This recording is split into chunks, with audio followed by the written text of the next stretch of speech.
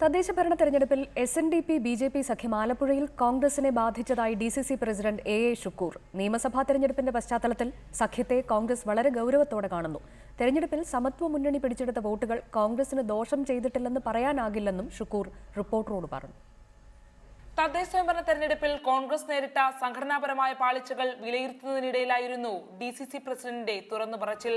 തെരഞ്ഞെടുപ്പ് ഫലത്തിന്റെ അടിസ്ഥാനത്തിൽ കോൺഗ്രസ് BJP SNDP സഖ്യത്തെ വളരെ ഗൗരവത്തോടെ കാണുന്നു. തെരഞ്ഞെടുപ്പിൽ BJP SNDP സമത്വ മുന്നണി ചോർത്തിയ വോട്ടുകൾ കോൺഗ്രസിന് ദോഷം ചെയ്തില്ലെന്ന് പറയാനാകില്ല. കുറച്ച് വളരെ നേരിയ ശതമാനം പലയിടത്തും അതിന്റെ ഗുണവും കിട്ടിയിട്ടുണ്ട്. ഞാൻ ദോഷം ചെറുതായിട്ട് ചെയ്തിട്ടുണ്ട്, ഇല്ല എന്നൊന്നും ഞാൻ പറയുന്നില്ല. അത് ഞങ്ങൾക്ക് തിരുത്താൻ കഴിയുന്നതും ശക്തിയാർജിക്കാൻ കഴിയുന്നതും. ചിലയിടങ്ങളിൽ സമത്വ മുന്നണി ഫലം കണ്ടുവെന്ന് തുറന്നു സമ്മതിച്ച ഷുക്കൂർ അതിന്റെ നഷ്ടം തങ്ങൾക്ക് മാത്രമല്ല CPM-നും ഉണ്ടായെന്ന് കൂട്ടിച്ചേർക്കുന്നു.